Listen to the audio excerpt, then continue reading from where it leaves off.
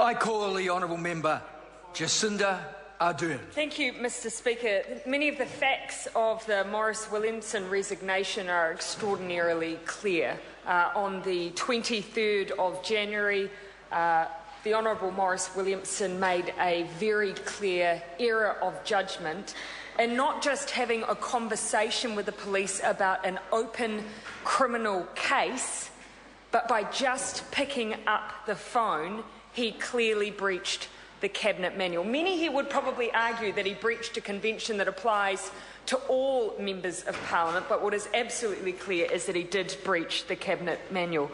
And in doing so, Mr Speaker, he undermined two very important principles which guide us as members of Parliament, but also the justice system. Firstly, it's the independence of the police, the importance of constabulary independence, and secondly, the very fine line we walk in between advocating for constituents but never abusing our position of power by seeking to influence the justice system.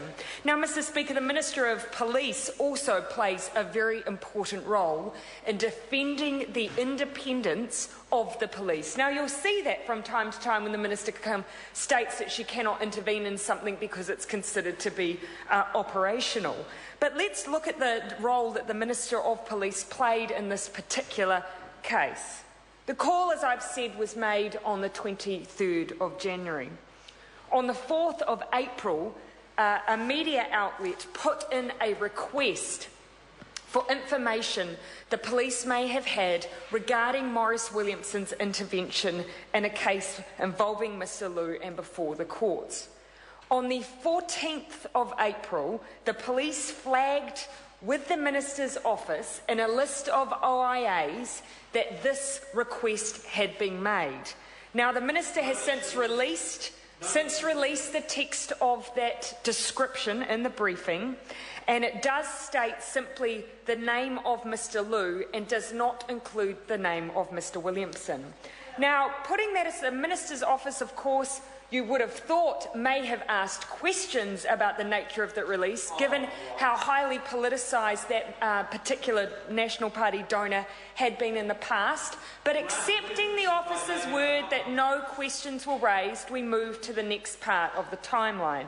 On the 28th of April, 2 weeks after the police provided that small description of the OIA, the Minister's confirmed in the House today that she was verbally told by the Police Commissioner Mike Bush that a request from a media outlet had been made and it involved Maurice Williamson.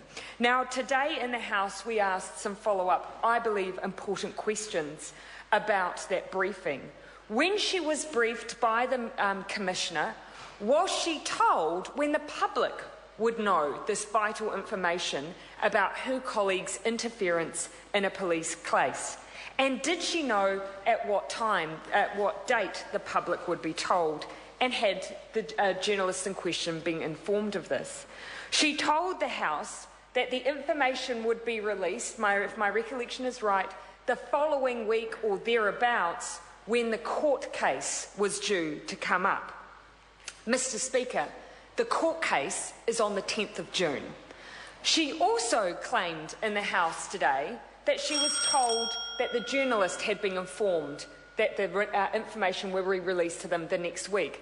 The journalist had not been told. The journalist was not told until after she was briefed, and the date given to that journalist was the 10th of June. My point is this, Mr Speaker.